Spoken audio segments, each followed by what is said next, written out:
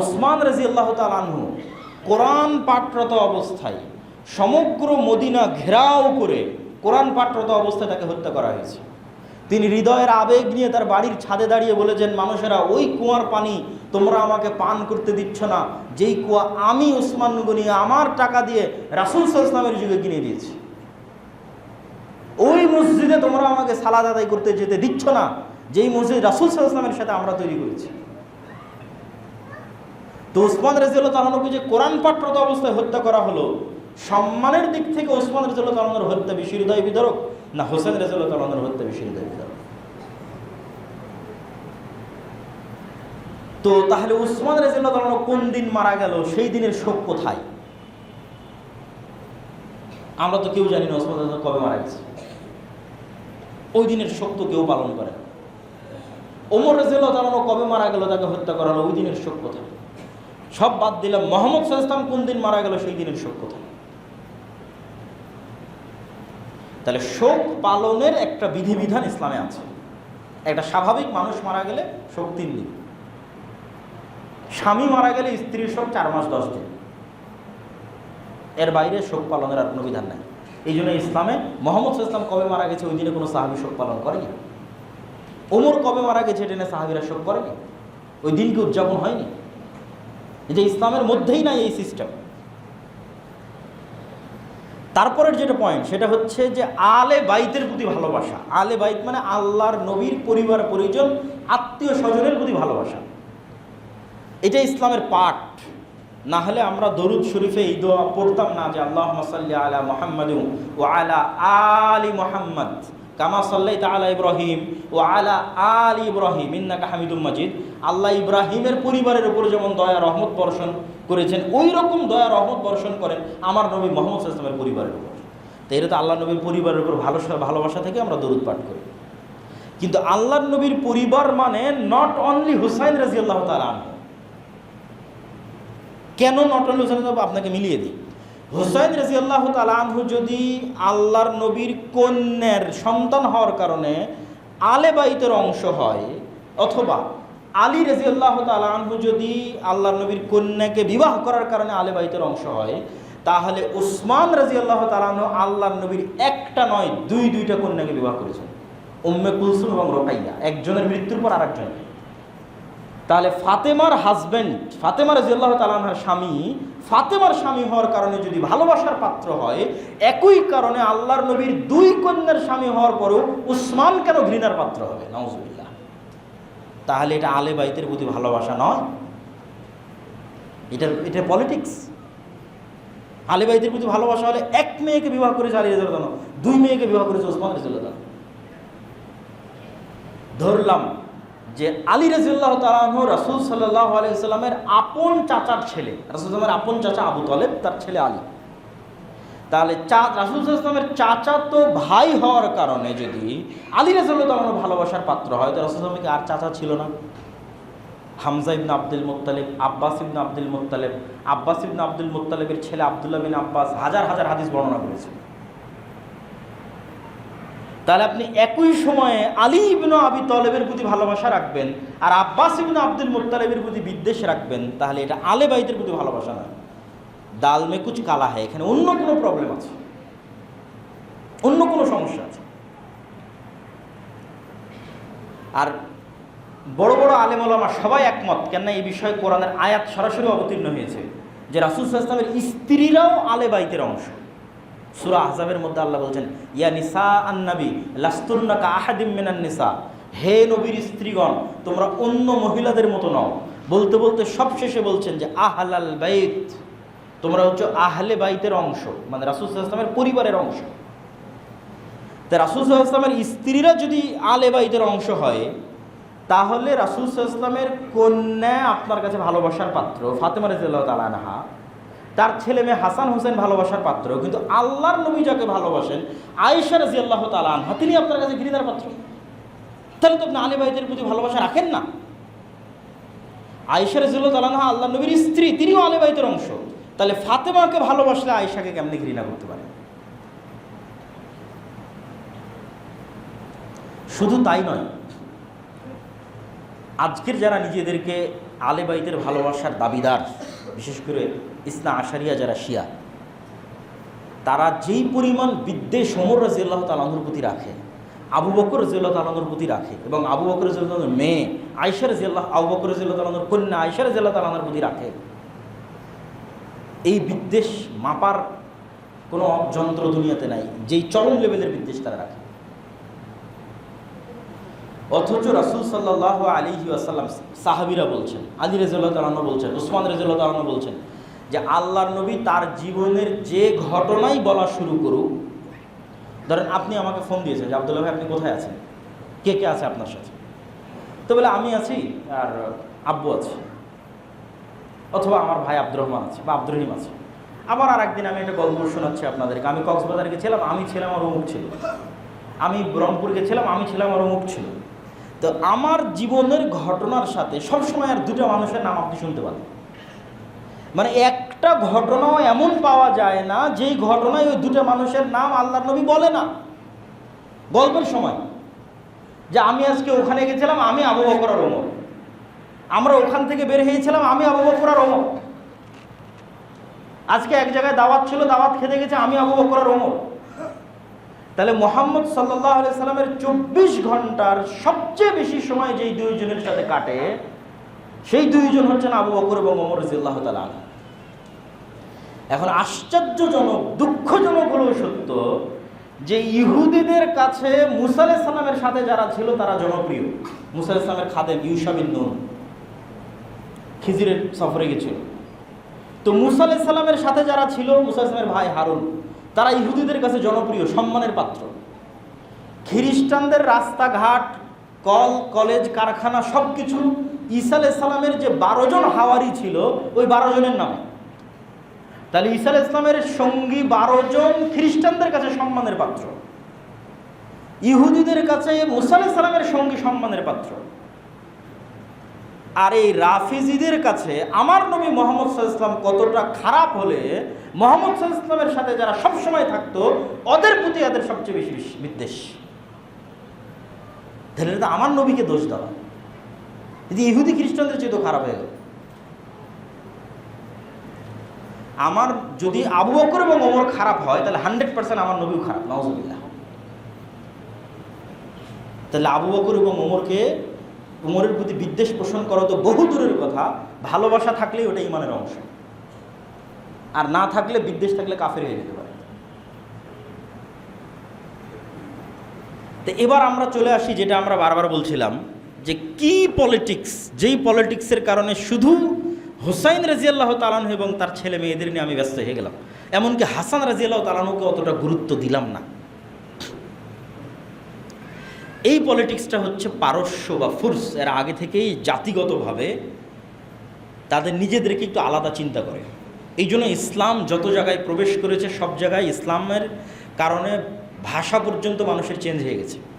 কোথায় স্পেনের মানুষের কোনোদিন ভাষা আরবি ছিল না, কিন্তু ইসলাম যখন ওখানে ঢুকেছে মানুষরা নিজের ভাষা ভুলে গেছে, আরবি সবাই শিখে গেছে। প্রথম যেখানে ইসলামের ভাষা গ্রহণ করেনি এটা হচ্ছে ফুরস, পারস্যরা, আজকের যেটা ইরান। ফার্সি ভাষার যে ইতিহাস এবং ঐতিহ্য, তো এই পারস্য সাম্রাজ্যের পুরো পতন হয় ওমর রাদিয়াল্লাহু তাআলা আনহুর হাতে। আর এই পারস্য সম্রাটের কোনো একজন কন্যা যুদ্ধ বিজয়ের পর ওমর রাদিয়াল্লাহু তাআলা আনহু নিজে হুসাইন রাদিয়াল্লাহু তাআলা আনহুর সাথে বিবাহ দেন। এই লিঙ্কটা ওরা ঐতিহ্য হিসেবে ধারণ করেছে, যে আমাদের পারস্য সাম্রাজ্যের যে ইতিহাস, এই ইতিহাসের একটা পার্ট হুসাইন রাদিয়াল্লাহু তাআলার সাথে কানেক্ট হয়ে গেছে। ফলত হুসাইন রাদিয়াল্লাহু তাআলা আনহুকে সম্মান করা, গ্লোরিফাই করা, দ্যাট মিনস আমরা আমাদের অতীত পারস্য সাম্রাজ্যকে গ্লোরিফাই করতেছি। আর এই হৃদয় বিদারক গল্প বানিয়ে এইটার ভিকটিম করব হচ্ছে যারা পলিটিক্সে আমাদের বিরোধী, তাদেরকে ভিকটিম করব। আয়েশা রাদিয়াল্লাহু তাআলা আনহা, ওমর রাদিয়াল্লাহু তাআলা আনহু, উসমান রাদিয়াল্লাহু তাআলা আনহু আলে বাইতের কারণে নয়, কারণ আমি আগেই প্রমাণ দিয়েছি এনারা সবাই আলে বাইতের অংশ। এবং যাকে নিয়ে সবচেয়ে বেশি মতবিরোধ তার বিষয়ে একটা আশ্চর্যজনক তথ্য দিই।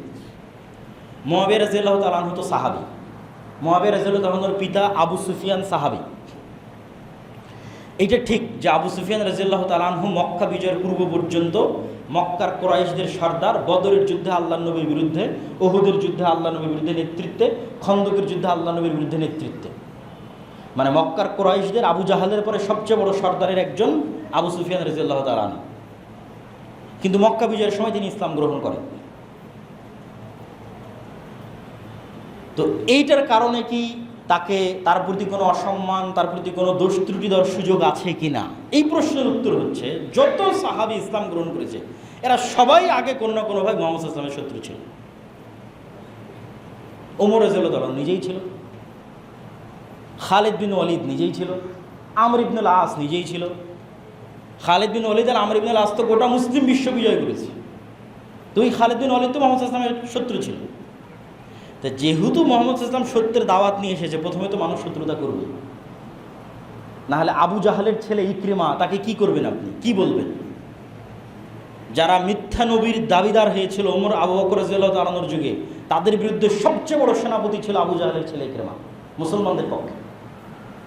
তখন আবু জাহালের ছেলে এই জন্য আপনি ঘৃণা করবেন, এই সুযোগ ইসলামে নাই। ইসলামের মানদণ্ড ভিত্তিই হচ্ছে ইমানের উপর। ইসলাম গ্রহণ করেছে সব শেষ, ইসলামের জন্য কাজ করেছে অতীতের সব শেষ। তো আবু সুফিয়ান রাদিয়াল্লাহু তাআলা আনহু বা উমাইয়া বংশ যারা, এরাও মুহাম্মদ সাল্লাল্লাহু আলাইহি ওয়াসাল্লামের বংশধারার সাথে কানেক্টেড, যেটাকে আমরা কুরাইশ বলি। রাসূল সাল্লাল্লাহু আলাইহি ওয়াসাল্লামের পরদাদা হচ্ছে আব্দে মানাফ। আব্দে মানাফের দুই ছেলে, এক ছেলের নাম হাশেম আর এক ছেলের নাম আব্দে শামস। হাশেমের বংশধর হচ্ছে আব্দুল মুত্তালিব মুহাম্মদ সাল্লাল্লাহু আলাইহি ওয়াসাল্লাম, আর আব্দে শামসের বংশধর হচ্ছে উমাইয়া হারব আর আবু সুফিয়ান।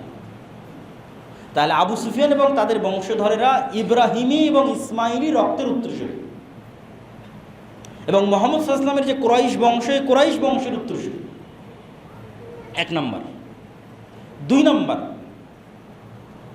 আবু সুফিয়ান রাদিয়াল্লাহু তাআলা আনহুর কন্যা উম্মে হাবিবা, এটা অনেকেই জানে না, অথচ এটা প্রতিষ্ঠিত সত্য, এটা জানা দরকার, মানুষের বলা দরকার যে আবু সুফিয়ান রাদিয়াল্লাহু তাআলা আনহুর কন্যা উম্মে হাবিবা, যিনি মুয়াবিয়া রাদিয়াল্লাহু তাআলা আনহুর বোন, তিনি রাসূল সাল্লাল্লাহু আলাইহি ওয়াসাল্লামের স্ত্রী।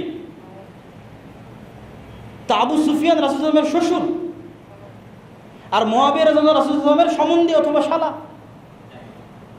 তাহলে আপনি তাদেরকে কোথায় থেকে আলে বাইতের বাইরে বের করবেন আর তাদের প্রতি বিদ্বেষ পোষণ করবেন? তিন নাম্বার, সর্বশেষ, আবু সুফিয়ান রাদিয়াল্লাহু তাআলা আনহুর সাহাবী, মুয়াবিয়া রাদিয়াল্লাহু তাআলা আনহু রাসূল সাল্লাল্লাহু আলাইহি ওয়াসাল্লামের সাহাবী। একজন সালাফে সালেহিনের বক্তব্য দিয়ে এই পয়েন্টটা শেষ করব যে ওমর ইবনে আব্দুল আজিজ উমাইয়া বংশের একজন শাসক, যার ন্যায় পরায়ণতার কারণে মানুষ মনে করত যে তিনি পঞ্চম খলিফা হওয়ার যোগ্য।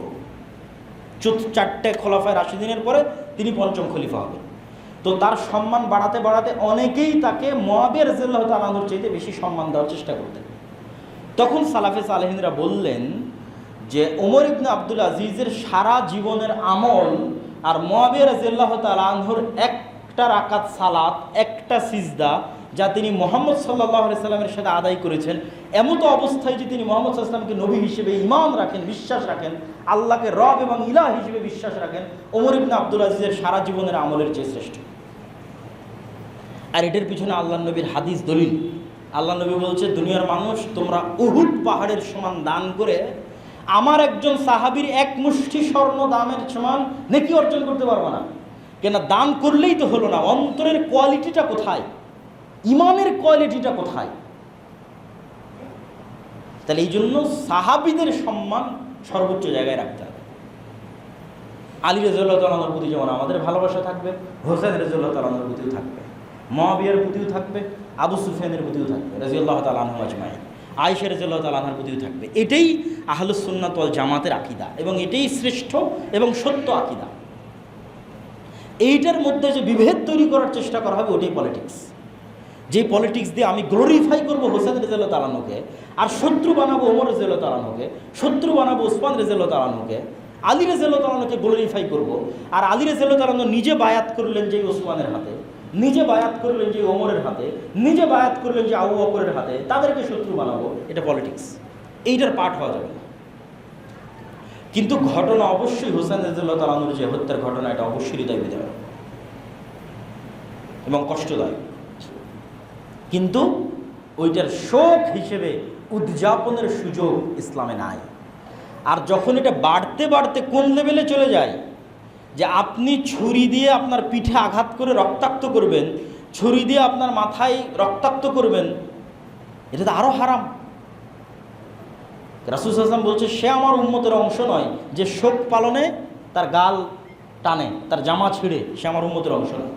রাসূল সাল্লাল্লাহু আলাইহি ওয়াসাল্লাম বলছেন জাহিলি যুগের 4টা বৈশিষ্ট্যের একটা বৈশিষ্ট্য খুব ভয়ঙ্কর, সেটা নেয়াহা, শোক উদযাপন করা। এটা জাহিলি যুগের বৈশিষ্ট্যের একটা। এবং ওই যে হারাম মাসের বিধানের মধ্যে যে আয়াতটা পড়লাম, ওই আয়াতের সর্বশেষ অংশ হচ্ছে ফালা তাজলিমু ফীহিন্না আনফুসাকুম, তোমরা নিজেদের উপর জুলুম করিও না। আত্মহত্যা ইসলামে হারাম কেন? আপনি নিজের হাত কাটতে পারবেন না, এটা হারাম। এটা মানুষের সম্মান। আমরা যে মানুষের সম্মানের আলোচনা করলাম, হারাম মাসের সম্মানের আলোচনা করলাম, তাহলে আপনি শোক পালন করতে গিয়ে, তাজিয়া মিছিল করতে গিয়ে নিজের উপর জুলুম করবেন, অত্যাচার করবেন, আর সেটা দিনের অংশ হবে যে না, এটা সম্ভব না। তো প্রিয় উপস্থিতি, আমরা আমাদের আলোচনার সারমর্ম করি। আমাদের আলোচনার সারমর্ম হচ্ছে আমরা হারাম মাসের মধ্যে আছি। মাস যেমন হারাম হয়, এলাকা তেমন হারাম হয়, যেমন মক্কা মদিনা। হারাম সম্মানের কারণে হয়, অনেক হালাল বিধান তখন হারাম হয়ে যায়। আর আমরা হারাম মাসের যে মহররম মাস আছে, এই মহররম মাসের 10 তারিখ আশুরা শরীয়তে যেই কারণে উদযাপিত, সেটা হচ্ছে মুসা আলাইহিস সালামের নাজাতে মুসা আর ফেরাউনের ধ্বংস। তাহলে আপনি মহররম থেকে যদি কিছু শিখতে চান, তাহলে মুসার ফেরাউনের ইতিহাস আপনাকে পড়তে হবে। এবং এটা অন্য আর একদিন যদি আমাদের পক্ষে সুযোগ হয় আমরা আলোচনা করবো ইনশাল্লাহ, বা আমার আগের অন্য আলোচনা থেকে আপনারা শুনতে পারেন বানু ইসরাইলের ইতিহাস থেকে। আর এই দিনে যে বিষয়গুলো উদযাপিত হচ্ছে আমাদের সমাজ এবং রাষ্ট্রে, ভারত উপমহাদেশে, কেন আমরা ইরান শাসিত, পারস্য শাসিত, শিয়াদের লিগ্যাসি আমরা বহন করি, এর অসংখ্য আলামত আছে। ফলত আমাদের অঞ্চলে ওই জিনিসগুলোর প্রভাব আছে, কিন্তু ওইটা করা কখনোই শরীয়ত সম্মত হবে না, যেগুলো আমি আপনাদের সামনে পরিষ্কার এবং স্পষ্ট করেছি। আর রাজনৈতিক যে আলোচনা আছে, এই আলোচনার মধ্যে সাহাবীদের সম্মান রক্ষা করতে হবে, বাস। সকল সাহাবীর সম্মান, ইজ্জত, মান সব কিছু রক্ষা করতে হবে এবং তাদের প্রতি ভালোবাসা রাখতে হবে। পুরো মুহররমের যেই স্মৃতিটা আমরা লালন করতেছি, যে কারবালার স্মৃতি, সেটার হাকিকাত কতটুকু, সেটার বাস্তবতা কতদূর? কারবালা কেন্দ্রিক যেই ঘটনা, এই ঘটনাটা ঘটতেছে 61 হিজরিতে। রাসূল সাল্লাল্লাহু আলাইহি ওয়াসাল্লামের মৃত্যুর পরে উনি কোনো খলিফা নির্ধারণ করে যাননি যে আমার পরে অমুকে খলিফা হবে, কোনো নাম নির্ধারণ করেন। 3 দিন লেগেছে সাহাবীদের ফাইসালা করতে, পরবর্তী খলিফা আবু বকর রাদিয়াল্লাহু তাআলা। আল্লাহর নবী যদি বলেই যেতেন অমুক খলিফা, তাহলে খেলাফতের যে সিস্টেম, এই সিস্টেমটা তৈরি হতো না। খেলাফতের সিস্টেমে এক শাসক তার পরের শাসককে নির্ধারণ করে যাবে, এই ধারণার বাইরে বের হয়ে যোগ্য ব্যক্তিকে নির্ধারণ করতে হবে, এটাই হলো খেলাফতের নিয়ম। বাদশাহ তার পরবর্তী কোনো আত্মীয় স্বজনকে দায়িত্ব দিয়ে যাবে, এটা নয়। তা আমি যদি হাত ধরে সাঁতার শিখাই তাহলে তো হবে না, ছেড়ে দিলেই সে সাঁতার শিখবে। তো উম্মতে মুহাম্মাদি খেলাফত শিখবে, মুহাম্মদ সাল্লাল্লাহু আলাইহি ওয়াসাল্লাম কাউকে খলিফা না করে গেলেই শিখবে যে খেলাফত কিভাবে নির্ধারিত হতে হয়, খলিফা কেমনি নির্ধারিত হয়। আবু বকর রাদিয়াল্লাহু তাআলার পর ওমর, ওমর রাদিয়াল্লাহু তাআলার ওসমান, ওসমান রাদিয়াল্লাহু আলী। এর মধ্যে অনেক ঘটনা আছে। ওমর রাদিয়াল্লাহু তাআলার মধ্যে কোনো ফিতনা ছিল না, ওসমান রাদিয়াল্লাহু তাআলার যুগে ফিতনা শুরু হয়, আলী রাদিয়াল্লাহু তাআলার যুগে ফিতনায় পরিপূর্ণ হয়ে যায়। আলী রাদিয়াল্লাহু তাআলা আনহুর সময় থেকেই যে সমস্যাটা শুরু হয় সেটা হচ্ছে মুআবিয়া রাদিয়াল্লাহু তাআলা দীর্ঘদিন থেকে সিরিয়ার শাসক, গভর্নর। ওমর রাদিয়াল্লাহু তাআলার খেলাফত আমলে মুআবিয়া রাদিয়াল্লাহু তাআলা প্রথম সিরিয়ার গভর্নর হয়েছেন। ওসমান রাদিয়াল্লাহু তাআলার শাসন আমলে উনি গভর্নর হিসেবে কন্টিনিউ করেছেন। তো মুআবিয়া রাদিয়াল্লাহু তাআলার যে সৎ শাসন, এই সৎ শাসনে সিরিয়ার মানুষ তার ভক্ত হয়ে গেছে। তার যে ন্যায়পরায়ণতা, আদালত, তার যে চিন্তা চেতনা, উচ্চ চিন্তা ভাবনা। তো দীর্ঘ 20-30 বছর মুআবিয়া রাদিয়াল্লাহু তাআলা সিরিয়ার শাসক, সৎ এবং ন্যায়পরায়ণ গভর্নর হিসেবে। তো এই জন্য সিরিয়ার মানুষের পক্ষে অন্য কাউকে, মুআবিয়াকে বাদ দিয়ে মেনে নেওয়া খুব কঠিন ছিল। যে কোনো একজন খলিফা এসে মুআবিয়াকে বাদ দিবে এবং ওই জায়গায় আরেকজন গভর্নর করবে, এটা খুব কঠিন ছিল সিরিয়ার মানুষের জন্য। তাহলে সিরিয়ার মানুষেরা আদিকাল থেকেই মুআবিয়া রাদিয়াল্লাহু তাআলা আনহুর ভক্ত। আর যারা নিজেদেরকে শিয়া দাবি করে এরা আলী রাদিয়াল্লাহু তাআলা আনহুর ভক্তি এবং শ্রদ্ধার দাবি করে। ফলত যুগ যুগ থেকে যারা শিয়া তারা সিরিয়ার মানুষকে সহ্য করতে পারে না। যেমন লাস্ট যে বাশার আল আসাদ বা আর যারা ছিল, যে সিরিয়ার মানুষকে সহ্য করতে না পারার কারণ কি? ইরান সিরিয়ার মানুষকে সহ্য করতে পারে না। এটা ওই 1400 বছর আগের হিস্ট্রি। কেন 1400 বছরের লিগ্যাসি ধরে রেখে এখনও সিরিয়ার মানুষেরা মুআবিয়া, আবু সুফিয়ান তাদেরকে ভালোবাসে। কিন্তু তাদেরকে ভালোবাসতে গিয়ে যদি কেউ আলী রাদিয়াল্লাহু তাআলা আনহুকে ছোট করে, তাহলে ওটাকে বলা হয় নাসিবি। ওটাও বাতিল ফিরকা, ওটাও একটা বাতিল ফিরকা। শিয়া যেমন একটা বাতিল ফিরকা, নাসিবি একটা বাতিল ফিরকা। ভারসাম্য বজায় রাখতে হবে। রাসূল সাল্লাল্লাহু আলাইহি ওয়াসাল্লামের সাহাবী মুআবিয়াও, রাসূল সাল্লাল্লাহু আলাইহি ওয়াসাল্লামের সাহাবী আলীও রাদিয়াল্লাহু তাআলা আনহু, কারো প্রতি বিদ্বেষ রাখা যাবে না। তো আমি ঘটনা প্রবাহ তুলে ধরতেছি। তো মুআবিয়ার পরে সর্বপ্রথম পিতার পরে পুত্র খলিফা হবে, এই সিস্টেমটা চালু হয়। তিনি তার ছেলে ইয়াজিদকে দায়িত্ব দেন। তো ইয়াজিদের হাতে মোটামুটি মক্কা মদিনা বাদে সারা ইসলামী বিশ্বের সবাই বায়াত করে ফেলেছে। সমগ্র ইসলামী বিশ্বের সবাই ইয়াজিদের হাতে বায়াত করে ফেলেছে। অনেক বড় বড় সাহাবী বায়াত করেছে, কিন্তু মক্কা এবং মদিনার মানুষরা বায়াত করেনি। মক্কা এবং মদিনার মানুষের এটা পছন্দ হয়নি যে শাসকের পরে তার ছেলে শাসক হবে, এবং মক্কা মদিনা তখন বড় বড় সাহাবীরা ছিলেন। কিন্তু তারা আর নতুন কারো হাতে বায়াত নেবে এরকমও হয়নি, যদিও পরবর্তীতে আব্দুল্লাহ বিন জুবাইরের হাতে মক্কার মানুষ বায়াত নিয়েছে, আর মদিনার মানুষেরা কারো হাতে বায়াত নেয়নি। সর্বশেষে তারা ইয়াজিদ এবং উমাইয়া খলিফা তাদের হাতে বায়াত নেয়। তো কুফার মানুষেরা চিঠি লেখে হুসাইন রাদিয়াল্লাহু তাআলা আনহুর কাছে যে আমরা আপনার হাতে বায়াত নিতে চাই, আপনি কুফায় আসেন, আপনাকে আমরা খলিফা হিসেবে নির্ধারণ করতে চাই। তো মদিনায় অবস্থান করা আব্দুল্লাহ বিন ওমর, আব্দুল্লাহ বিন আব্বাস, তারা মদিনায়, তারা সবাই হুসাইন রাদিয়াল্লাহু তাআলা আনহুকে বুঝান যে এই কুফার মানুষ আপনার বাবার সাথে গাদ্দারি করেছিল, এদের প্ররোচনায় পা দিয়ে আপনি মদিনা ছেড়ে যায়েন না, এরা আবার আপনার সাথে গাদ্দারি করবে, মুনাফিক। কিন্তু এই পরিমাণ চিঠি কুফা থেকে হুসাইন রাদিয়াল্লাহু তাআলা আনহু রিসিভ করেন যে উনি বিশ্বাস করেন যে না, কুফার মানুষের উপর ভরসা করা যায়। তো উনি ওনার চাচাতো ভাইকে প্রথম পাঠিয়েছিলেন, সেও পজিটিভ নিউজ দেয় যে না, আসেন কুফার মানুষ আপনার পাশে দাঁড়াবে। কিন্তু যখন হুসাইন রাদিয়াল্লাহু তাআলা আনহু তার পরিবার পরিজনকে নিয়ে রওনা করলেন কুফার উদ্দেশ্যে, ততদিনে কুফার মানুষ তার আসল চেহারা দেখিয়ে ফেলেছে। তারা যেই গাদ্দারি, যে মুনাফিকি তার পিতার সাথে করেছে, একই গাদ্দারি মুনাফিকি হুসাইন রাদিয়াল্লাহু তাআলা আনহুর সাথে করেছে। হুসাইন রাদিয়াল্লাহু তাআলার পাশে এসে যে দাঁড়াবে, তাকে যে বাঁচাবে, তার জন্য লড়াই করবে, কিচ্ছু করেনি। জাস্ট ফাও চিঠি পাঠিয়ে দাওয়াত দিয়ে রেখে, মানে আমাদের বাংলা ভাষায় বলে যে মই দিয়ে গাছে উঠাই দিলাম, পরে মইটা নিয়ে নিলাম। তো ইয়াজিদের পক্ষ থেকে আদেশ ছিল হুসাইনকে কুফায় প্রবেশ করতে দেওয়া যাবে না রাদিয়াল্লাহু তাআলা আনহু। হত্যার কোনো আদেশ ইসলামের ইতিহাসে প্রমাণ পাওয়া যায় না যে ইয়াজিদ আদেশ দিয়েছে যে হুসাইন রাদিয়াল্লাহু তাআলা আনহুকে হত্যা করতে হবে, মর্মে কোনো আদেশের ডকুমেন্ট নাই। আদেশ হচ্ছে তাকে কুফায় প্রবেশ করতে দেওয়া হবে না, কেন কুফায় প্রবেশ করলে বায়াত হবে, বায়াত করলে সে নতুন খলিফা হবে, ফিতনা তৈরি হবে, এটা তার জন্য রিস্ক।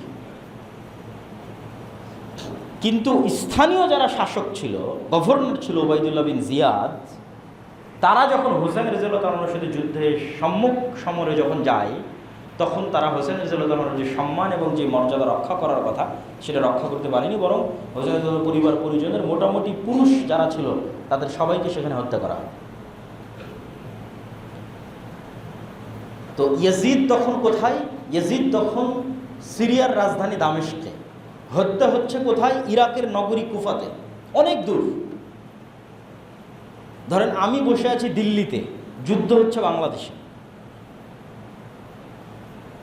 আমি বাংলাদেশে আছি, আমি নিজে যুদ্ধ করছি এরকম নয়। তো ইয়াজিদ সরাসরি যুদ্ধে কানেক্টেড, অথবা সে যে শহরে আছে সেই শহরে যুদ্ধ হচ্ছে এরকম না। এই জন্য আহলুস সুন্নাত ওয়াল জামাতের যেটা আকীদা এবং বিশ্বাস, সেটা হচ্ছে ইয়াজিদ আর 10টা মুসলিম শাসকের মতো শাসক, খলিফায়ে রাশেদাদের মতো তার প্রশংসা করার সুযোগ নাই। কেননা সে সাহাবীও নয় যে তার আমার প্রশংসা করতে হবে। আর ইয়াজিদ থেকে শুরু করে পরবর্তীতে অনেক শাসক উমাইয়া খলিফা হোক আর আব্বাসি খলিফা হোক, ভালো মন্দ মিশিয়ে শাসক ছিল, জুলুম অত্যাচার মিলিয়ে শাসক ছিল। যেমন হাজ্জাজ বিন ইউসুফ জুলুম অত্যাচার মিলিয়ে শাসক ছিল। তো এই যে ঘটনা, এই ঘটনা দুঃখজনক, হৃদয় বিদারক। কেননা হোসাইন রাদিয়াল্লাহু তাআলা এবং হাসান রাদিয়াল্লাহু তাআলাকে রাসূল সাল্লাল্লাহু আলাইহি ওয়াসাল্লামের ভাষায় জান্নাতের সরদার হিসেবে ঘোষণা করা হয়েছে, এবং তার রাসূল সাল্লাল্লাহু আলাইহি ওয়াসাল্লামের অনেক দিক থেকে কানেক্টেড। এক, রাসূল সাল্লাল্লাহু আলাইহি ওয়াসাল্লামের আপন চাচা আবু তালেবের ছেলে, আলীর ছেলে, চাচাতো ভাইয়ের ছেলে, আপন চাচাতো ভাইয়ের ছেলে, একদিক থেকে কানেক্টেড। দুই, আপন মেয়ের ছেলে, ফাতেমা রাদিয়াল্লাহু তাআলার ছেলে, এবং রাসূল সাল্লাল্লাহু আলাইহি ওয়াসাল্লামের আদর, সেবা এবং যত্ন এবং স্নেহে মানুষ হয়েছে। যেহেতু রাসূল সাল্লাল্লাহু আলাইহি ওয়াসাল্লামের নিজের কোনো ছেলে বেঁচে ছিল না, ফলত মেয়ের ছেলেরাই তার কাছে সবসময় থাকতো, নানার কাছে নাতি নাতনিরাই বেশি থাকতো। তাহলে নিজের ছেলের মতো করেই তিনি হাসান এবং হোসেন রাদিয়াল্লাহু তাআলাকে মানুষ করেছেন। ফলত এটা অবশ্যই হৃদয় বিদারক, দুঃখজনক। কিন্তু এটাও মাথায় রাখতে হবে যে কোনো হৃদয় বিদারক দুঃখজনক ঘটনার যদি পলিটিসাইজ করা হয়, রাজনীতিকরণ করা হয়, আমিও এই রাজনীতির পাঠ হব কিনা। তো এইটা রাজনীতিকরণ কিনা তার উদাহরণ কই থেকে পাবেন? আবু বকর রাদিয়াল্লাহু তাআলা স্বাভাবিক মারা গেছে, আমাদের কোনো অবজেকশন নাই, কিন্তু ওমর রাদিয়াল্লাহু তাআলাকে তো হত্যা করা হয়েছে।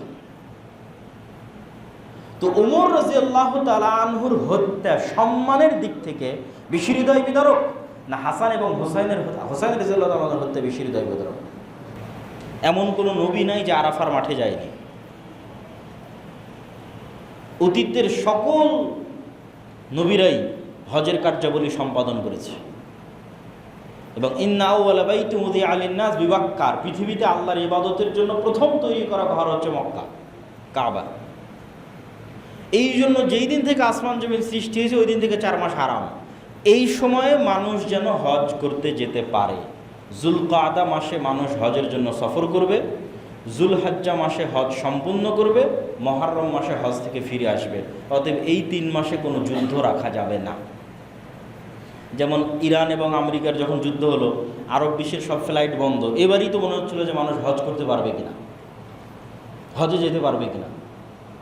তাহলে যুদ্ধ চলমান থাকলে হজ বাধাগ্রস্ত হতে পারে। এই জন্য হারাম মাসে যুদ্ধ বন্ধ করতে হবে। হারাম মাসের দ্বিতীয় যেটা বড় হারাম, যে ফালা তাজলিমু ফীহিন্না আনফুসাকুম, হারাম এরিয়ারও সম্মান এটা, হারাম মাসেরও সম্মান এটা। এখন যেটা বলতেছি, বাইরের যে কোনো গুনাহ হারাম এরিয়াতে সম্পাদন করলে ডবল গুনাহ হয়ে যাবে। অন্য মাসে সম্পাদিত গুনাহ হারাম মাসে সম্পাদন করলে ডবল হয়ে যাবে। একটা গুনাহের গুনাহ আর একটা হারাম মাসকে অসম্মান করার গুনাহ, হারাম এরিয়াকে অসম্মান করার গুনাহ। এবার 3 নম্বর হারাম, ইহরামের হারাম। ইহরাম, যখন আমরা ইহরাম পরি তখন আসলে আমরা নিজেদের জন্য অনেক কিছুকে হারাম করে নিই। এই জন্য ওই কাপড়ের নাম ইহরামের কাপড়, ওই নিয়তের নাম হচ্ছে ইহরাম বাঁধা। ইহরাম হারাম থেকে এসেছে। অনেক হালাল কাজ যা আসলে হালাল, এমনি হালাল, বিয়ে শাদী করা হালাল, স্ত্রীর সাথে সাংসারিক জীবনে যাওয়া হালাল, কিন্তু ইহরামের নিয়ত করার পর হারাম। নখ কাটা হালাল, চুল কাটা হালাল, কিন্তু ইহরামের নিয়ত করার পর হারাম। ইহরামের নিয়ত করার পর বিয়ের প্রস্তাব দেওয়া হারাম। তাহলে ইহরামের যখন থেকে নিয়ত করছি তখন থেকে ইহরাম না ভাঙ্গা পর্যন্ত এই ইহরামের সম্মানে অসংখ্য হালাল কাজ হারাম হয়ে গেছে। তাহলে এটা একটা হারাম, সম্মানে হারাম। তাহলে 1 নম্বর হারাম এলাকার সম্মানে হারাম এলাকা হারাম, 2 নম্বর হারাম মাসের সম্মানে হারাম মাস হারাম, ইহরামের সম্মানে ইহরাম হারাম। এবার 4 নম্বর হচ্ছে মানুষ হারাম। মানুষের 3টে জিনিস হারাম করা হয়েছে মানুষের সম্মানে। মানুষের জীবন, নফস আর এক মানুষের উপর হারাম, মানুষের টাকা পয়সা ধন দৌলত আর এক মানুষের উপর হারাম, মানুষের সম্মান আর এক মানুষের উপর হারাম।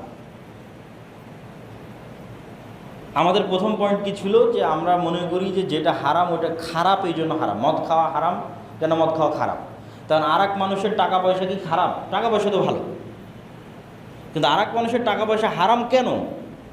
ওই মানুষের সম্মানে। তাহলে তিনটে জিনিস এক মানুষের উপর আর এক মানুষের জন্য হারাম, মানুষের সম্মানে হারাম। এক, ওকে আঘাত করতে পারবে না, হত্যা করতে পারবে না। আল মুসলিমু মান সালিম আল মুসলিমুনা মিন লিসানিহি ওয়া ইয়াদিহি, মুসলমান তখনই নিজেকে মুসলমান দাবি করতে পারবে যখন ওর হাত থেকে আর এক মুসলমান নিজেকে নিরাপদ মনে করে, আর ওর মুখ থেকে আর এক মুসলমান ওকে নিজেকে নিরাপদ মনে করে। যদি ওর হাত এবং ওর মুখ থেকে আর এক মুসলমান নিরাপদ না হয়, তাহলে নিজেকে মুসলমান দাবি করতে পারবে না। তাহলে এক মানুষের উপর আর এক মানুষ, এক নাম্বার হারাম ওর জীবন, ওর নফস, ওকে কেউ আঘাত করতে পারবে না, মারতে পারবে না, এটা হারাম। সম্মান, মানুষের সম্মানে হারাম। এবং এই সম্মানটা কোন লেভেলের সেটাও বলতেছে। দুই নম্বর হচ্ছে ওর ধন সম্পদ হারাম, ওর ধন সম্পদ আপনি জোরপূর্বক নিতে পারবেন না। তিন নম্বর হচ্ছে ওর সম্মান হারাম, ওই যে মুখ থেকে ওকে গালিগালাজ করতে পারবেন না, গীবত অপবাদ দিতে পারবেন না। আর এই তিন নম্বর যে সম্মান মানুষকে দেওয়া হয়েছে, যে মানুষের সম্মান আর এক মানুষের জন্য হারাম, এই সম্মান আন্তর্জাতিক কোনো মানবাধিকার আইনেও নাই।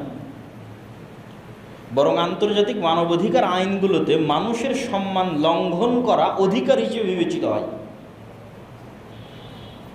মানুষের সম্মান লঙ্ঘন করা অধিকার হিসেবে বিবেচিত হয়। কি অধিকার? বাক স্বাধীনতা।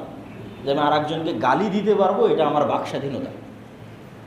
আমি আর একজনের নিন্দা অপবাদ করতে পারবো, এটা আমার বাক স্বাধীনতা। মানে বাক স্বাধীনতার দোহাই দিয়ে মুহাম্মদ সাল্লাল্লাহু আলাইহি ওয়াসাল্লামের নিন্দা অপবাদ হবে। কি জন্য? এটা নাকি মানুষের স্বাধীনতা। ইসলামী পৃথিবীতে একমাত্র দিন যা মানুষের সম্মানকে হারাম করে দিয়েছে, মানুষের সম্মান। যে পৃথিবীর কোনো মানুষের তুমি না গীবত, না নিন্দা, না গালি, না অপবাদ কিছু দিতে পারবে না, হারাম। মানুষের সম্মানে হারাম। পারলে গোপন করো, পারলে ঢেকে রাখো, সম্মান ঢেকে রাখো, ওর সম্মান রক্ষা করো। যদি ওর অপরাধ গোপন করো এবং ওর সম্মান রক্ষা করো, আল্লাহ তোমার সম্মান রক্ষা করবে কিয়ামতের মাঠে।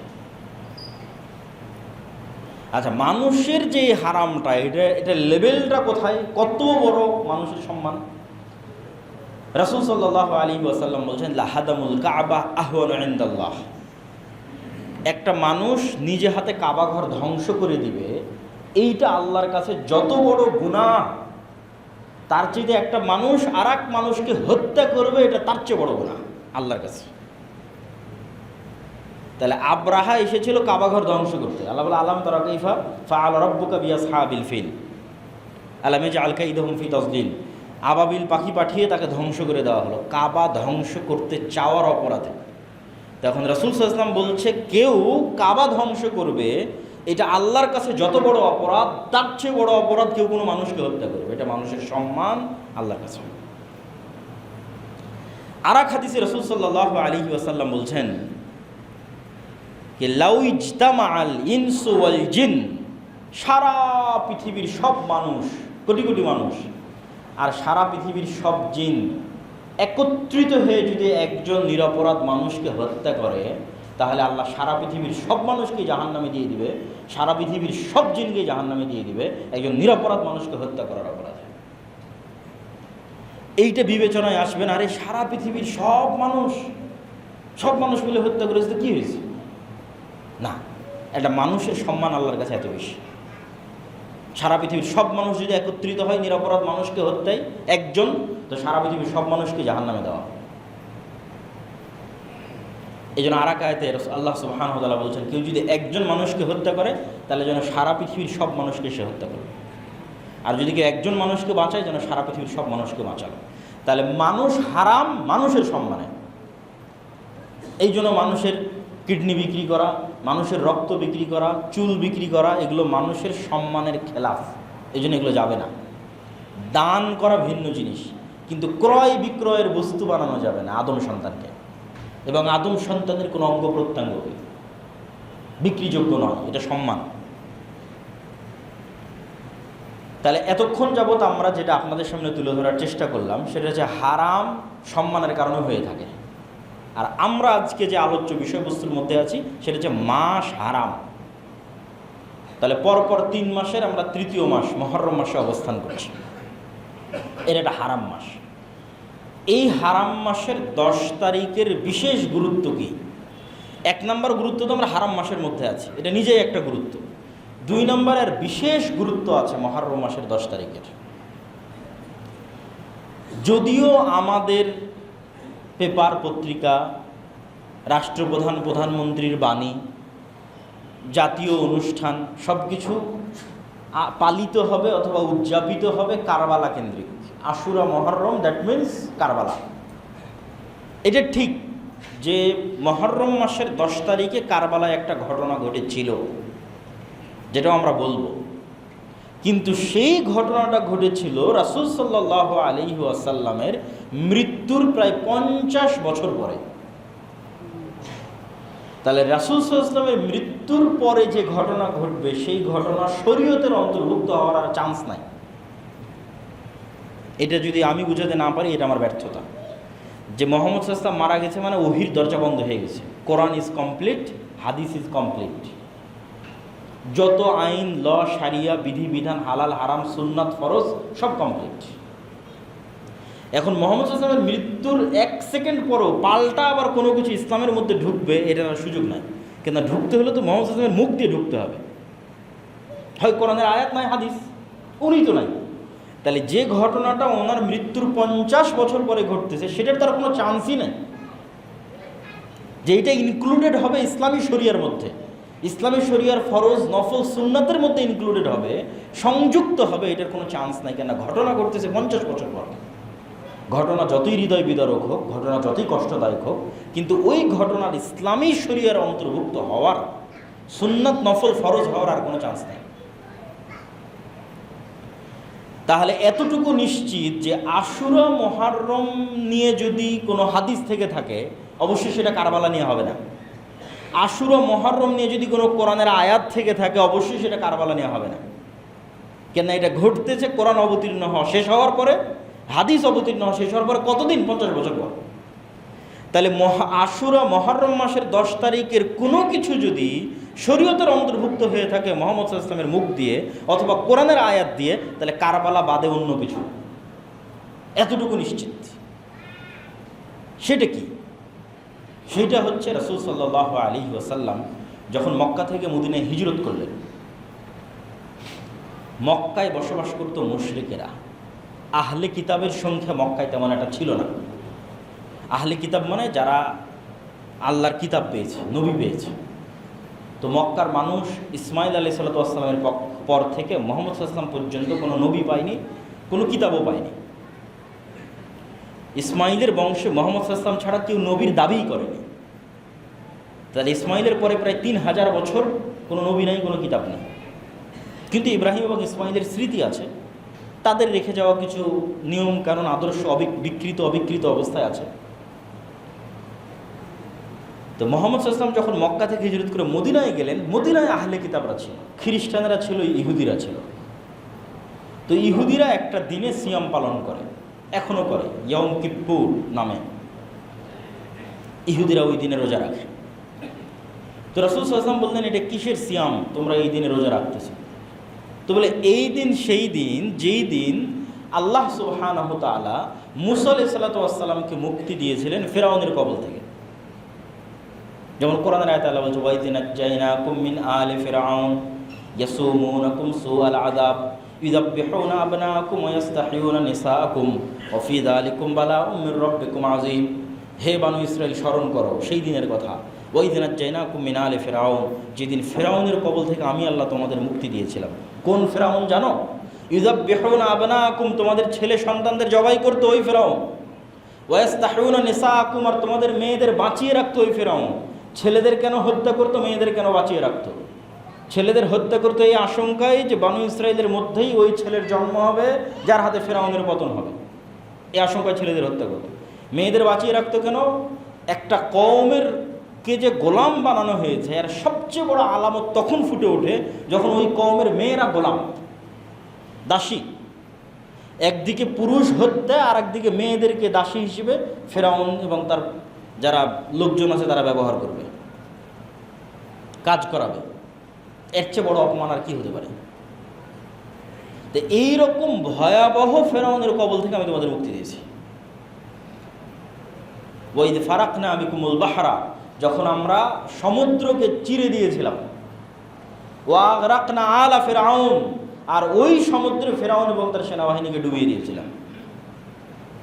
তো পৃথিবীর ইতিহাসে যতগুলো বড় ঘটনা হতে পারে, বড় ঘটনা, তার মধ্যে একটা বিশাল বড় ঘটনা হচ্ছে সমুদ্র চিরে রাস্তা তৈরি হয়ে একদল মানুষ মুক্তি পাচ্ছে, আর ওই রাস্তার মধ্যে আর এক পৃথিবীর সবচেয়ে প্রতাপশালী শাসকদের একজন ডুবে মরতেছে এট এ টাইম, একই সময়। যে পৃথিবীর ইতিহাসের বড় ঘটনাগুলোর একটা বড় ঘটনা। তো রাসূল সাল্লাল্লাহু আলাইহি ওয়াসাল্লাম বললেন, যদি এই দিন সেই দিন হয়ে থাকে তাহলে আনা আহাক্কু বিমূসা মিনকুম, তাহলে মুসার খুশিতে খুশি হওয়ার হকদার আমি বেশি তোমাদের চাইতে। অতএব এই দিনে আমিও সিয়াম পালন করব।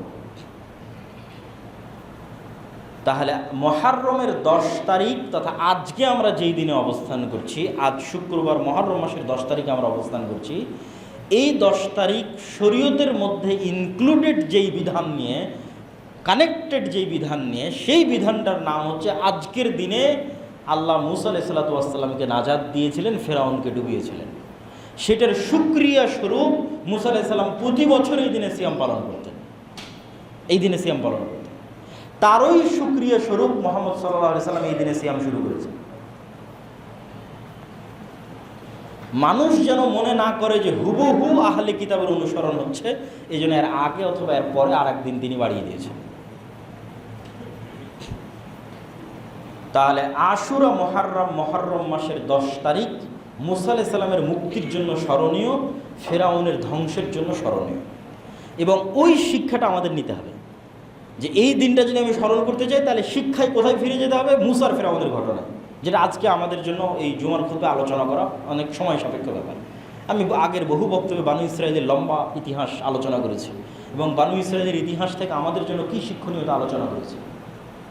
তো আমরা আজকের দিন থেকে যদি কোনো শিক্ষা নিতে চাই, এই শিক্ষাটা মূসার ফেরাউনের পুরো জীবনী থেকে নিতে হবে। কেন আল্লাহ কোরআন যেই নবীর ঘটনা দিয়ে পরিপূর্ণ করে রেখেছে, সবচেয়ে বেশি কোরআনে যেই নবীর ঘটনা আলোচিত হয়েছে সেটা মূসার ফেরাউন। আর অন্য কোনো নবীর ঘটনা, আর অন্য কোনো জাতির ঘটনা এত বেশি কোরআনে আলোচিত হয়নি যত আলোচিত হয়েছে বানু ইসরাইল, মূসা, ফেরাউন। অতএব এখানে আমাদের জন্য শিক্ষা আছে। এই শিক্ষাটাই এই আশুরা মুহররমের দিনে আমাদের নিতে হবে। সেটা আমরা অন্য কোনো দিন আলোচনা করবো ইনশাআল্লাহ। এবার আমরা চলে যাই পরের পয়েন্টে।